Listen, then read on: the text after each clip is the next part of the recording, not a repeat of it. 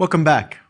In this lecture, I want to talk about the psychoanalyst Sigmund Freud and talk about his overall picture of the tensions and complexities that go into the psyche and that sometimes can cause us to act in evil ways, and then also to identify and focus a bit on a particular theme in his thought, the theme of the death drive, which is particularly pertinent for our topic. After Joseph Conrad's work, people began to realize that Western civilization wasn't entirely on a stable foundation. The first bit of evidence that a lot of people had that this might be the case is World War I. World War I, of course, is, up until that point, arguably the most devastating war in human history. Devastating both in terms of absolute numbers of people killed, but also in terms of its political chaos that it created and that ensued in its wake. In many ways, World War II is really only a follow-up, a second part, a second act of World War I. But in any case, as the 20th century goes on, the history of the era gets darker and darker. And in this time, the work of thinkers like Conrad became more and more appreciated, and over any other influence, perhaps, in advanced intellectual circles, the thought of Sigmund Freud was most powerful. Now, Freud is born in 1856 in the Austro-Hungarian Empire, and he dies an exile from Nazi Austria in the beginning days of World War II, 1939. He was raised in a strict but serious family that emphasized education above almost all other things. He himself took a medical degree at the University of Vienna and was planning on studying neurology, nerve and brain science, but then psychology drew him to its charms instead. Over the 1880s and 1890s, he began himself to see clients and developed his famous so-called talking cure. That is a method of dealing with people with certain psychological maladies that posited that people want to talk out their anxieties, and that doing so, by rendering them articulate, by bringing them into language, this activity will release the energies misbottled in their emotions, in their conflicts, and in their inner lives. And all of this, Freud had to not only invent this method, but then create really a language to talk about it in. And he did create that language using ordinary German terms, which in English actually have been interestingly mangled by people who wanted to give a more scientific veneer to what Freud was talking about. So the word that in English is translated as id is actually in German es, that is it. And where the English translations of Freud will often say ego, in German, Freud wrote ich, I. So in fact, Freud in German sounds like an ordinary person, not talking about very esoteric or kind of mysterious categories, the id, the ego, the superego, but the it, the I, the over-I, things like that. Anyway, over time, as this language and the picture of the method that Freud developed began to spread around Europe, he developed disciples and dissidents as well. He grew famous and became a very well-known intellectual and cultural figure in Central Europe and beyond. But he finally had to flee from the Nazis in 1938 because he was Jewish and his thought was considered a degenerate form of Jewish science. Now, Freud's dismissal of traditional notions of good and evil and his urging of a different view on his audience sounds a lot like Nietzsche. And there are definite overlaps, but there are some really important differences. And so it's worth getting a picture of Freud out there before we think about comparing him to other people like Nietzsche. His picture really builds on an assessment of the human and of human civilization as the site of an endless war between rival principles of love and death. First of all, we desire love. We desire union with others for causes greater than ourselves. This love can be a sexual love, but it can be familial. It can be love of a baseball team. It can be any number of things. The point is that humans long to feel identified with others in a cause and in a group that is in some sense larger than ourselves. Along with that, he came to posit this thing that we'll come to hear as the death drive. And the death drive is a force in the human psyche which seeks the annihilation of the other and of self and of being itself out of some sort of sheer impulse towards annihilation. The basic question Freud's thought asks, overall, is about the strange ill fit between ourselves as individuals and our overall role in human culture and society. The tension between these two, the ill fit between us as individuals and the realities of our roles in societies, has inadvertently generated systems of morality that we use to describe and to some degree control this ill fit, right? So that morality is, in a certain sense, the same sort of thing that Freud's psychoanalysis is meant to be. Freud's approach is meant to occupy, as it were, the same philosophical space as ethical reflection. Indeed, it's meant in important ways to supplant such ethics as an account of our real status, an account that uses physiological and natural analysis instead of using what Freud saw as artificial moral concepts to understand our situation. So Freud's account is, in some important way, from the beginning, meant to be not so much beyond good and evil, although it might be, but to stand beside good and evil, and maybe even beneath good and evil, as not just a complement to these other moral accounts, but as a kind of more adequate alternative picture of both our desires for human affiliation and for civilization, and the various discontents that civilization produces in us. Now, this is Freud's final vision of the human, one that was reached with effort and suffering after World War I, where he saw that his own thinking had to go, as one of the title of one of his most important books put it, beyond the pleasure principle. Through the rise of Nazism in the 1920s and 1930s that would eventually drive him into exile, he saw dark forces rising across Europe that were moving in ways that were destructive in forms that his own earlier theory did not understand. And so our final step in this lecture will be to look at how Freud's depiction of how he came to believe in a picture of the human that involves the death drive, what he took that picture to mean, to imply about us, and why this vision offered him, he thought, the most powerful and illuminating depiction of the struggle for life of the human species. One that illuminates what can be illuminated, and one that also leaves what cannot be understood properly in darkness. To begin with, though, let's start with the basic Freudian picture, what we call the pleasure principle. That was the most basic discovery Freud understood himself to have had.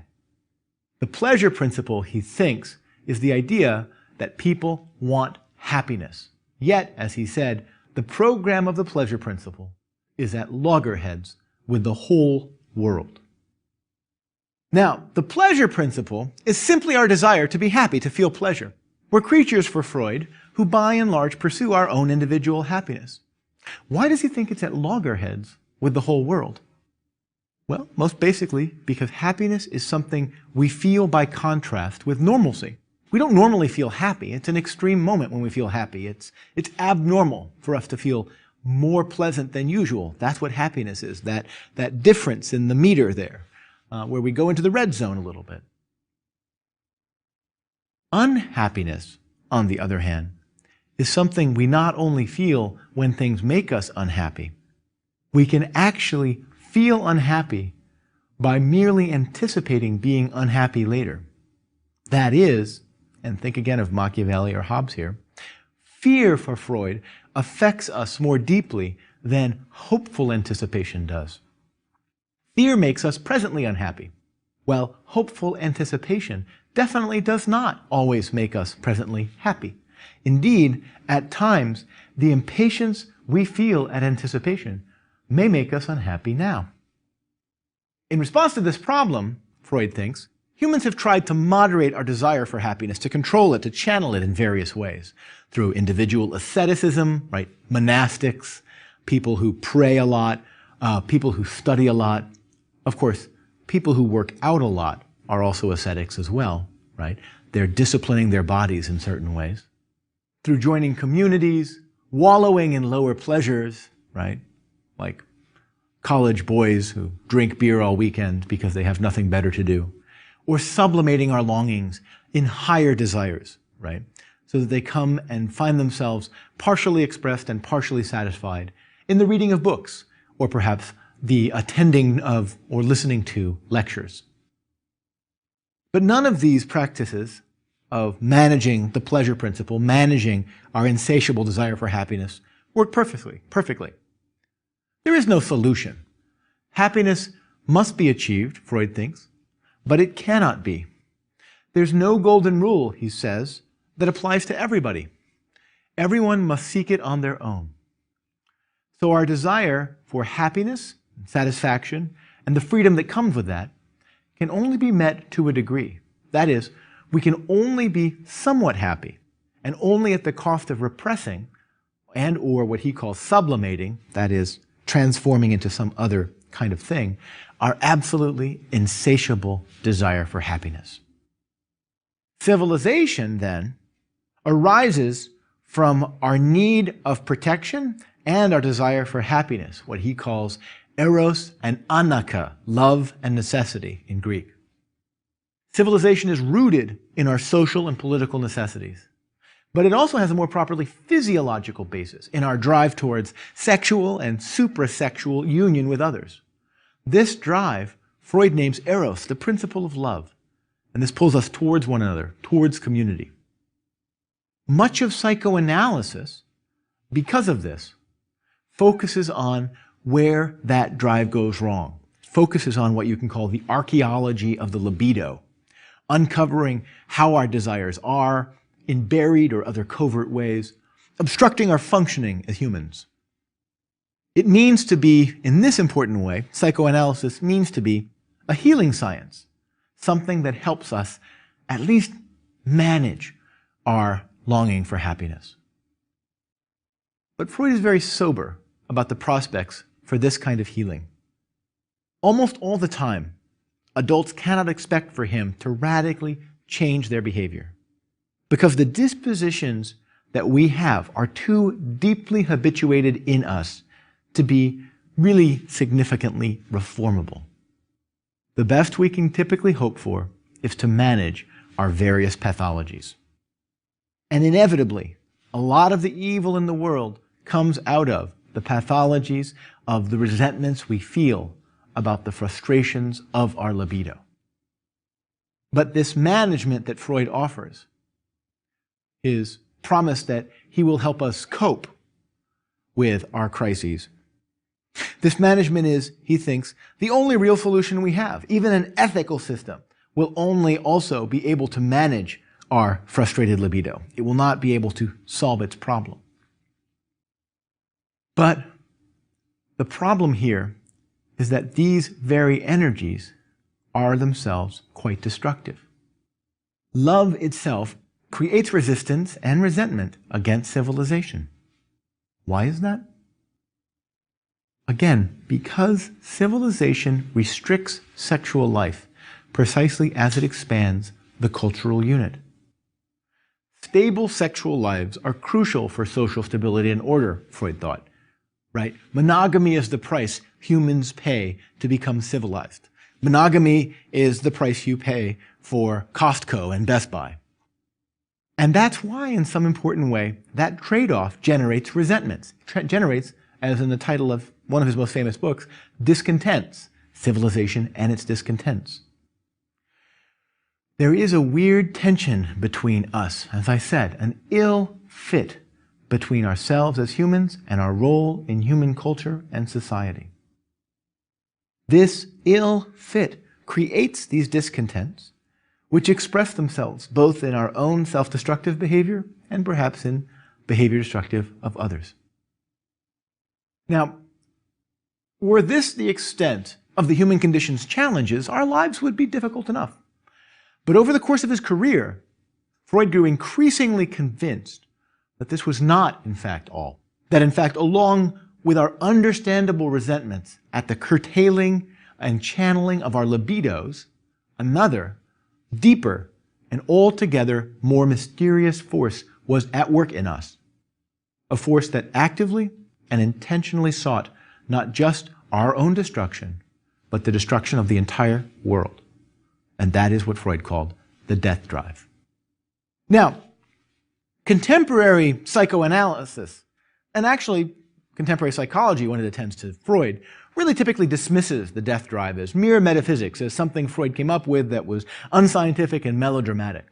And certainly there's a lot of melodrama in the picture of the death drive that he offers. But the idea does have one advantage, and I think it was an advantage Freud was very conscious of, and that is that it brings vividly into view the potential of human nature to be remarkably cruel. Freud's account of evil, if we think of it as in terms of the death drive, is not so much an account of evil as a form of principled resistance to any such account. A refusal, that is, to accept any form of what Freud sees as consolation, be it religious, moral, philosophical, romantic, even psychoanalytic, in lieu of the actual reality of the absurd presence of a destructive force in the psyche. In other words, Freud wants to say, by naming the death drive, we are doing the least consoling thing possible. We are identifying this huge problem at the heart of our being that we will never be able to solve. That's not to mythologize anything, that's precisely to strip away mythology and come face to face with this dark beating heart of destructiveness that wills us nothing but nil. Now, the death drive is disconsoling in this way just because it is so clearly out of our power to manage, even in psychoanalytic terms. In a way, we are at the death drive's mercy, susceptible to it at all times. That's clearly not a comforting thought, but it's the thought that Freud had. Now, he came to see that he had to postulate the existence of the death drive really by kind of backing into it. He didn't actually think he could see it positively working. This is a very interesting story of how someone who effectively had a sober, but in some sense, confident picture of the human person, who comes to see that that confident picture has been in some important way shattered by the evidence of a more destructive force working in the human. Now, Freud began the journey towards discovering the death drive, as he describes it, discovering the death drive, by insisting that, again, hunger and love, necessity and love are what move the world. But he decides eventually that those categories, those principles of motivation, are not adequate. There must, he thinks, be another contrary instinct, seeking to break those units down, break those drives and those people down, and bring them back to a more fundamental state of pure potentiality, right? He says in The Civilization and Its Discontents, as well as eros, there must be an instinct of death, something driving against love. Freud thinks that this destructiveness is, in fact, not just outwardly oriented, not just about outward aggression. In fact, it's rooted in a silent but still present instinct, he thinks, that humans, like all of nature, possess. The death drive, he says, works in silence and is met always and only intertwined with the love drive by warping that love drive. Now, pause here for a second, because this is really interesting. In a way, Freud has begun to be, he starts his vision as a kind of naturalist account of evil. Remember the three big families of evil we talked about. The first was the kind of Augustinian, where evil is folly, completely irrational. The second is the kind of naturalist picture of evil, where evil is somehow part of our nature, part of our organic makeup. And then the third is the developmental maturation account of evil. In a way, Freud begins with the natural account and the maturation account. But already we're beginning to see him positing something like, because he thinks of the evidences of history, positing something like a necessary, pure, irrational force. What's interesting is when he says that it has to be always intertwined with the love drive, that it works only by warping the love drive in this way, never positively exists on its own. This sounds a lot like Augustine talking about how evil is always the perversion of the good, always the corruption of the good, never its own substantial presence, but always a reducing of something good that is really there. Now, I wanted to mention that, but back to the main story. Freud recognizes there's a worry that he could be accused of a deep pessimism and an appeal to a destructiveness in nature as a way of covering over a failure of his theory. But he thinks, in fact, that that's merely, again, an evasion strategy. He thinks he actually can say that the death drive is actually functioning. People who say it's not, who want to dismiss it or blame him for it, are trying to kill the messenger. He thinks that's not appropriate. It's part of the death drive's silence, in fact, that pointing at it is the only thing we can do. It can't be explained at all. And that surely includes the drive's strange silence in its operations. Evil seems to include, that is, in its presence, the abolition of any explanation at all. It just is. Or in fact, it just isn't. So Freud's notion of the death drive does seem like a sin, the way Augustine talks about it in that way, as both are finally, mysteriously inexplicable. Now, why is it that the aggression instinct, and not just in us, Freud, the aggression instinct is manifest in all of nature. Why is it that the aggression instinct is inevitable or primal? Again, to my mind, this is another version of the same question that a lot of his critics ask. Why do you believe this? Why is this so? Why do you think it's true? While this is not, in fact, a trick question, I think answering it is very difficult. I don't know of any truly convincing answers myself which do not provoke further questions. So try, but keep in mind that you should always see if you can ask if this is a satisfactory answer or if it just raises more questions for you. But the combination of these two drives, the love and the death drive, meet in the human soul, in the psyche. And it is the need of civilization to suppress the aggression instinct, the death drive, which leads to the enormous sublimation of that instinct, which in turn results, Freud thinks, in the heavy burden of guilt felt by all people, right? Famously, Freud said that everyone believes that at some point in the past, all the sons got together to kill the father. And so all men everywhere always feel guilty about killing the primordial father. And he said, even if this is not historically true, it's psychoanalytically true, right? What he means here, the best thing we can hope he means, is that the resentments caused by the desire to repress and sublimate the destructive energies that each one of us has in our souls, this suppression of this drive causes enormous tensions in our soul. The discontents of civilization are rooted then in our inability, one way or another, to escape our instinctual aggressiveness and urgings towards destruction.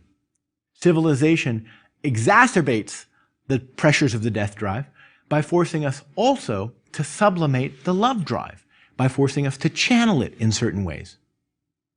Redirecting this energy then into the same pool of aggressive energy we have that we're not allowed to express. Now, this is a pretty kind of maybe obscure psychoanalytic picture, but basically what Freud is trying to give you is a picture of a human who was born with a desire to smash things and a desire to hug things. And the desire to smash things is completely unacceptable in civilization. So we teach the little human not to do that. But the human still has that desire. We've just not allowed the human to express the desire. Then we tell the little human, don't hug just anything. Only hug a few things that you're allowed to hug. So a lot of the energy of the little human, I'm not saying a child here, I'm just saying little human, a lot of the energy of that little human that would have gone into hugging all sorts of things is also not allowed to be expressed. Inevitably, this little human is going to throw some sort of massive temper tantrum. Effectively, that's what Freud is talking about. He's saying that the death drive is a kind of ontological temper tantrum, a desire simply to lash out and destroy things out of frustration at not being able to destroy things when we want to. Now, all of this climaxes in a visionary moment in Freud's description of the death drive in his wonderful book, Civilization and Its Discontents. Let me read you this passage, because it is, I think, one of the most powerful and illuminating passages for thinking about the character of the psychoanalytic picture of evil in our world. And now, I think, Freud says, the meaning of the evolution of civilization, this is large prey for Freud, right? The meaning of the evolution of civilization is no longer obscure to us. Civilization must present the struggle between eros and death, between the instinct of life and the instinct of destruction, as it works itself out in the human species, right? The civilization is the struggle of those two instincts trying to figure out how they can relate and how they interact. This struggle, the struggle between these two, between love and death, life and death, is what all life essentially consists of. And the evolution of civilization may therefore be simply described as the struggle for life of the human species. And now wait for it. This is the moment where he actually ruthlessly dismisses traditional morality, religious or philosophical. And it is this battle of the giants that our nursemaids try to appease with their lullaby about heaven.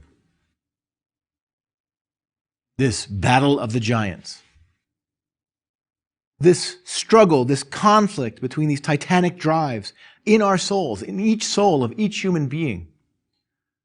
Of course, Freud says, it's insane to think that any traditional morality would make sense of this in any healthy or useful way.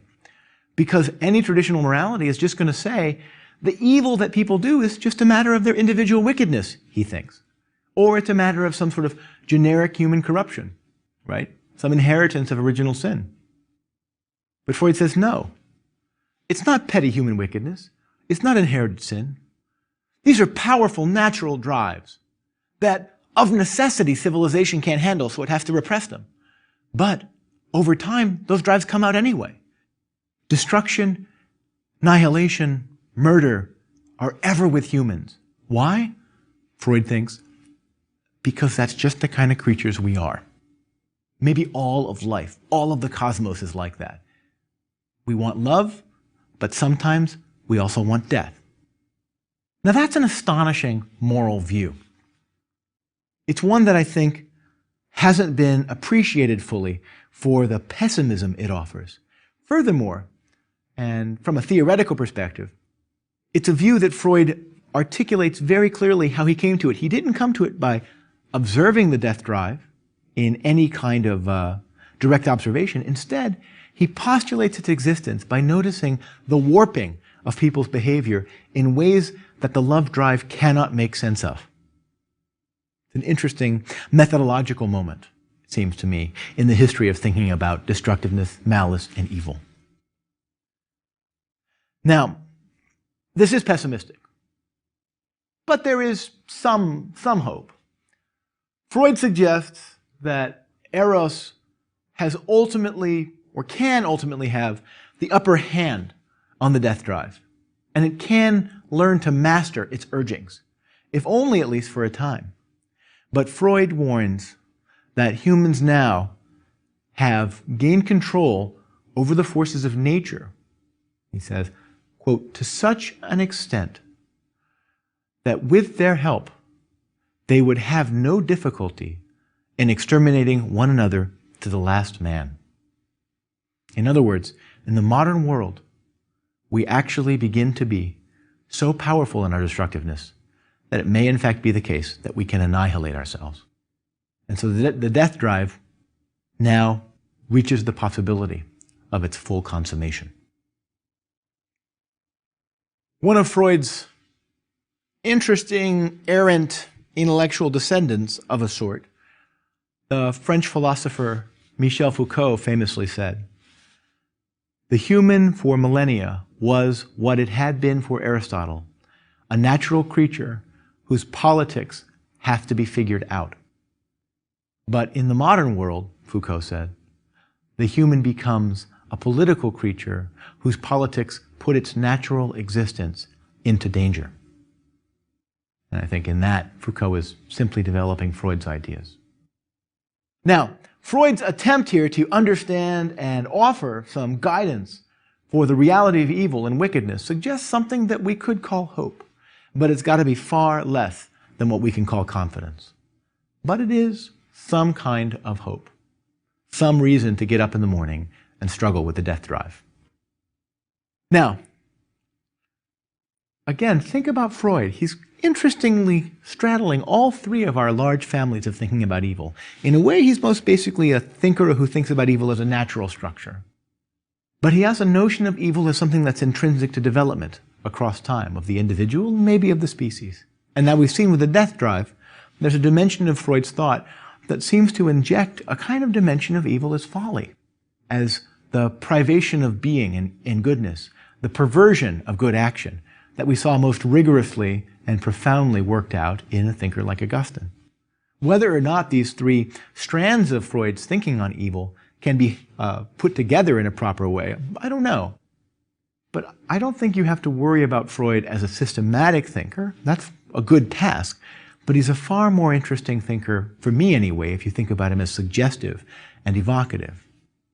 I think that, in fact, in that way, Freud's work may offer one of the most profound reservoirs for thinking about evil that we have yet come across. All right. Well, now we're going to go into those thinkers who, unlike Freud, survived World War II and had to live with its consequences after. Freud offers possibly too bleak a picture of evil as a natural force, perhaps. He has a hard time understanding the full complexities of the relationship between human desires for justice and human proclivities towards individual moral evil.